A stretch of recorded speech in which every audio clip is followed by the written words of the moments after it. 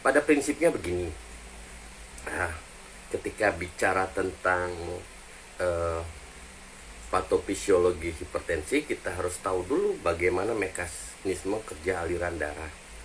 Saya ngebayangin karena saya latar belakangnya dari eksakta, hipertensi itu macam kayak hukum arus gitu loh. Voltase sama dengan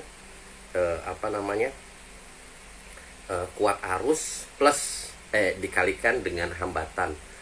Jadi tegangan itu sangat dipengaruhi gitu ya. Tekanan darah itu sangat dipengaruhi oleh pompa jantung itu yang mengalirkan darah. Kan ini kan urusannya dengan aliran darah toh.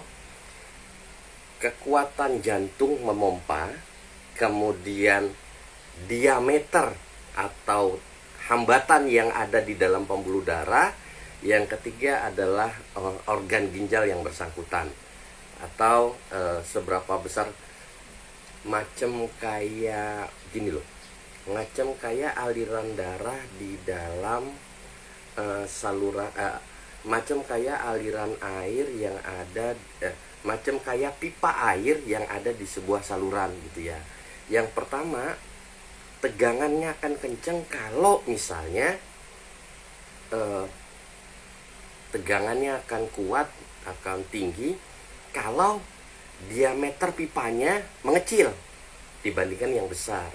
Yang kedua, kenapa diameternya mengecil?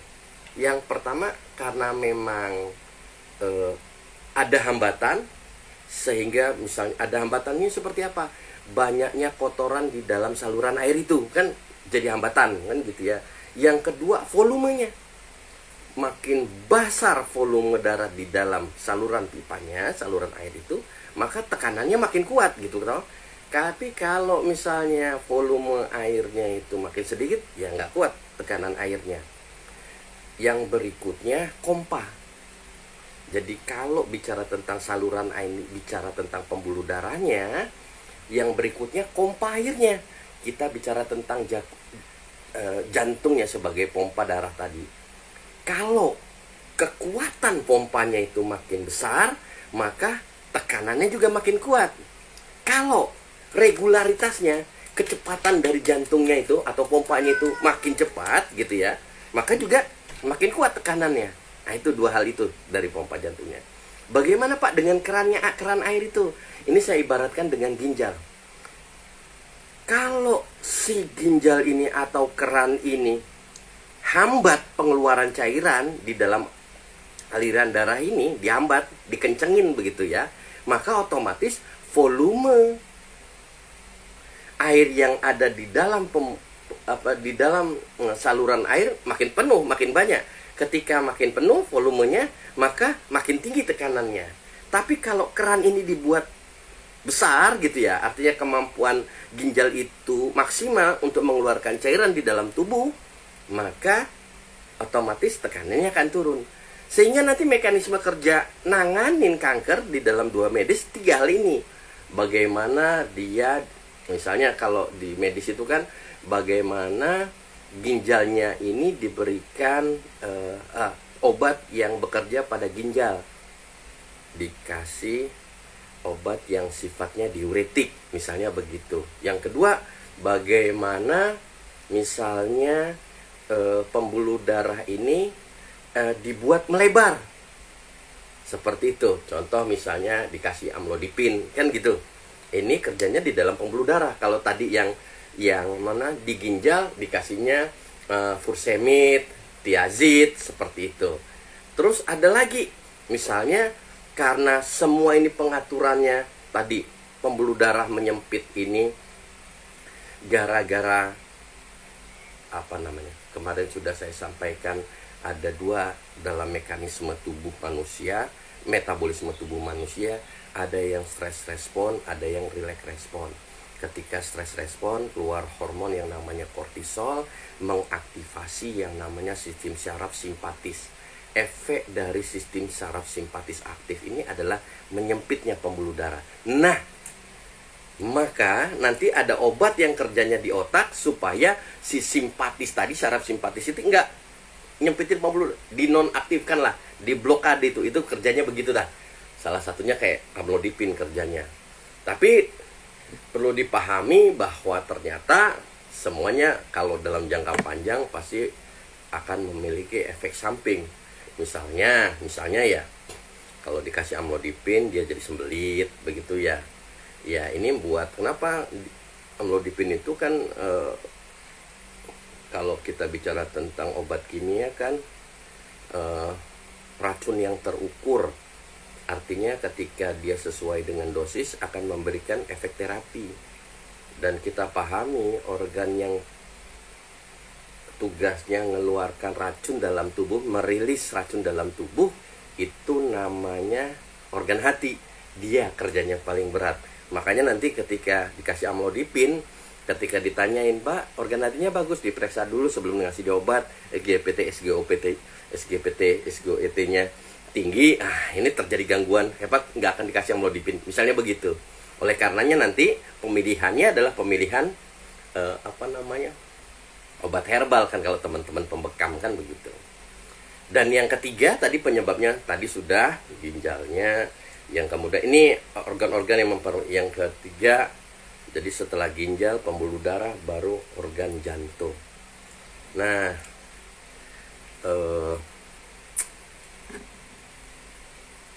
terima kasih Bang Rahmat. Ibu Lia Susanti Pekanbaru. Ya, sudah bergabung gitu. Kayak nggak lihat penyakitnya kalau Tibun Nabawi itu, tapi lihat dari perjalanan penyakit itu. Kalau saya pahami, setelah saya berdasarkan apa yang saya pahami secara teori maupun pengalaman, bahwa ternyata ketika bicara tentang orang yang hipertensi itu gara-gara pompanya terlalu kuat bekerja. Baik itu heart rate-nya, jumlah pompaannya. Jadi kalau kita megang denyut nadi itu kan rata-rata 90 per menit misalnya begitu ya. Beda yang kalau 65 per menit, biasanya tekannya lebih tinggi yang 90 per menit. Atau jumlah pompanya. Dalam pengobatan Tibun Nabawi sudah disampaikan ada kekuatan internal tubuh yang namanya ada kekuatan internal tubuh yang namanya tabiat. Tabiat ini bekerja di fisik, bekerja di mental, bahkan spiritual seseorang. Gitu ya. Nah, ketika bicara tentang di fisik, tabiat ini punya kemampuan bertahan terhadap serangan penyakit, punya kemampuan mengusir penyakit, dan punya kemampuan menjalankan fungsi organ dengan normal. Nah, ketika bicara menjalankan fungsi organ dengan normal, salah satunya adalah dia mengatur metabolisme dan homeostatis tubuh. Gitu ya. Nah, termasuk apa? Termasuk si jantung dan tekanan darah ini. Pernah nggak kita ngalami ketika kita duduk, kemudian berdiri? Maka ada beberapa orang yang ketika dia duduk, kemudian dia berdiri, itu dia geliangan. Kenapa geliangan? Karena darah nggak nyampe kepala. Ingat, kalau kita duduk terus bangun, coba Pak. Kalau misalnya teman-teman mau belajar, Waalaikumsalam warahmatullahi wabarakatuh. Salam dari Duri Riau. Iya, Ibu Lia. Jadi, ketika kita duduk kemudian berdiri, geliangan. Kenapa? Karena ternyata darah itu fokus dulu ke sistem syaraf, ke otak, baru ke syaraf mata. Makanya kadang gelap itu.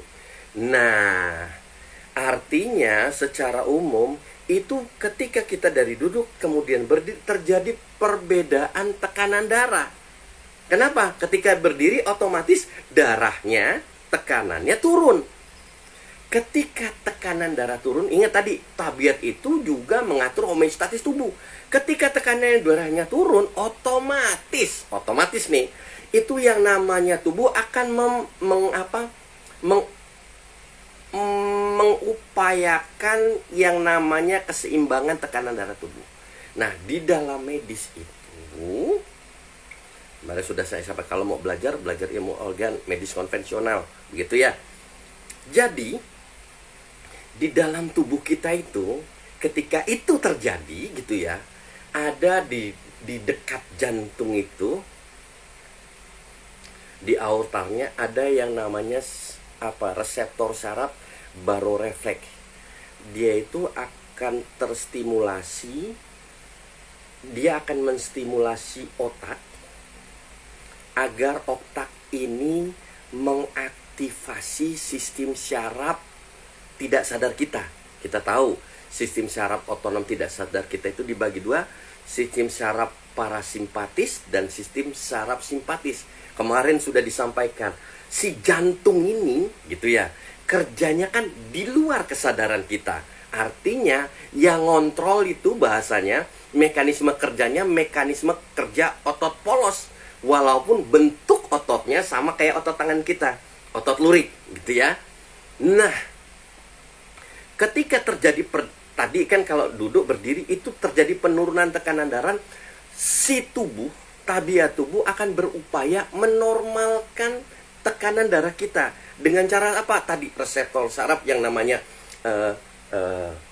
barorefleks, istilahnya begitu, menstimulasi otak supaya sistem saraf simpatis bekerja. Kemarin sudah disampaikan, kalau yang namanya stress respon, kan ini ngomongin metabolisme ya. Kalau stress respon itu sistem saraf simpatis yang bekerja. Kalau yang namanya relax respon, sistem saraf parasimpatis yang bekerja. Kalau yang namanya sistem saraf simpatis yang aktif, salah satu tandanya akan keluar hormon yang namanya epinefrin. Epinefrin ini akan memicu adrenalin juga keluar, kortisol juga keluar. Sudah bisa dipahami? Nah, ketika itu terjadi perbedaan tekanan darah dari yang tadinya normal jadi turun gara-gara berdiri tadi. Ini saya mau menjelaskan bagaimana tubuh itu luar biasanya.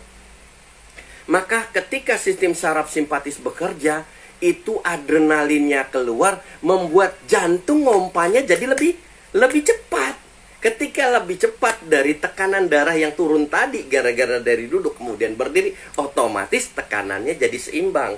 Ada beberapa orang yang langsung cepat, tapi ada beberapa orang yang lambat. Salah satunya tadi ketika berdiri, geliangan gitu. Beberapa saat kemudian dia baru bisa buka matanya. Itu mekanisme tubuh kita gara-gara si barorefleks ini tadi. Reseptor saraf yang yang bahasanya konverter ya. Jadi dia kalau dia turun dia naikin, kalau dia naik, jadi dia yang mengaktif sistem saraf simpatis dan parasimpatis. Itu kalau dari posisi duduk dan berdiri kita. Bagaimana Pak kalau misalnya tiba-tiba, kan tadi Bapak bilang bahwa yang namanya jantung itu bisa membaca pikiran dan perasaan yang punya. Contohnya ketika dia marah. Ketika marah, perasaan marah itu keluar, otak kan terstimulasi tuh. Otak kerjanya, kelistrikan otak itu jauh lebih cepat, kan peredaran darah jauh lebih cepat. Apa yang terjadi? Jantung juga kerjanya lebih cepat. Ketika jantung kerjanya lebih cepat, begitu ya, otomatis tensinya naik nggak? Naik. Ketika tensinya naik, sama barorefleks tadi yang ada di tubuh kita, terutama di aorta jantung sama di daerah deket hidung tuh, ada dua dia barorefleks itu di sinus ya, sinus, saya lupa apanya. Pada prinsipnya begitu. Barorefleks ini juga ketika jantungnya kerjanya lebih cepat dan dia melihat bahwa tensi kita naik, itu dia akan ngasih tahu ke otak. Otak akan perintahkan sistem saraf parasimpatis bekerja, alias relax respon. Salah satu tandanya kalau Anda marah itu, tarikan nafas Anda jadi lebih cepat. Benar gak? Itu supaya si jantung itu kerjanya melambat, supaya salah satu tanda teraktivasinya sistem parasimpatis, supaya gerak jantung ini jadi lebih lambat. Itu mekanisme fisiologi patofisiologinya, kenapa salah satu sebab jantung ini kerjanya lebih cepat. Gitu ya. Nanti saya berharap sih kalau ada yang nanya gitu ya. Nah, Si barorefleks ini gitu ya, itu sesungguhnya salah satu alat pengontrol homeostatis tekanan tubuh, tapi kerjanya dalam jangka pendek. Sama halnya kalau kita bicara tentang metabolisme tubuh ada dua, ada relax respon, ada stress respon. Yang namanya relax respon apa Pak? Relax respon itu adalah kondisi tubuh di mana tubuh mengalami satu, teraktivasinya sistem cerna yang maksimal. Yang kedua, teraktivasinya tumbuh dan berkembang. Regenerasi sel itu posisinya terjadinya di sini. Yang ketiga, imunitas kita itu on alias aktif. Terus gimana yang kebalikannya dari relax respon adalah stress respon. Stress respon ini mode tubuh dalam posisi fight or fly, siap tempur terhadap ancaman. Nah, siap tempur ini contohnya kalau Anda mau diuber anjing gitu ya, otomatis otot-otot Anda kencang, itu energi yang terbentuk itu jadi lebih banyak nantinya. Contoh lagi, kalau Anda berdiri, otot-otot Anda kencang gitu ya, itu menandakan bahwa tubuh memproduksi energi lebih banyak daripada Anda nyandar, kan gitu ya, bersandar atau duduk begitu ya, makanya kortisolnya keluar di situ. Nah, kalau yang namanya stress respon atau sistem saraf simpatis ini bekerja memang wayahnya itu dalam jangka pendek. Kalau tadi ada jantung ini kan bisa nangkap pikiran dan perasaan yang punya. Kalau dia terstimulasi dengan emosi yang meningkatkan metabolisme tubuh sehingga terciptanya tadi posisi mode tubuhnya fight or fly.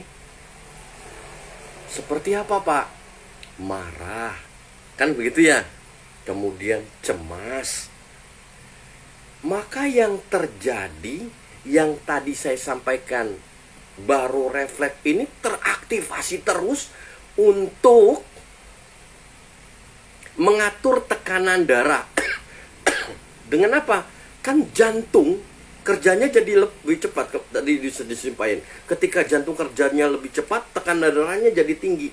Ketika tekanan darah ini turun, harusnya kan diturunin sama yang tadi sistem saraf barorefleks itu.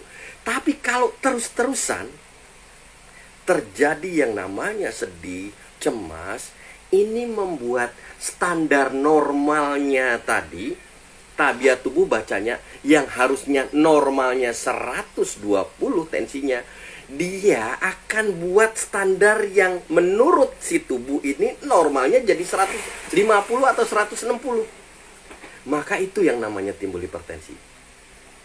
Artinya yang mau disampaikan, ketika jantungnya secara sederhana ini, ketika jantungnya kerjanya lebih cepat, baik itu pompanya lebih kuat maupun yang namanya ritmenya lebih cepat gitu ya.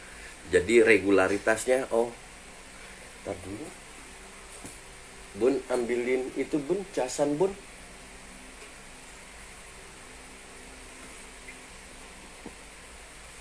Maka yang terjadi,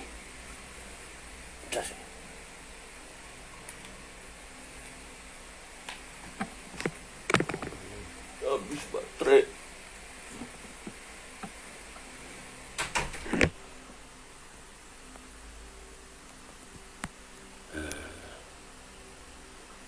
Oke. Susah nih.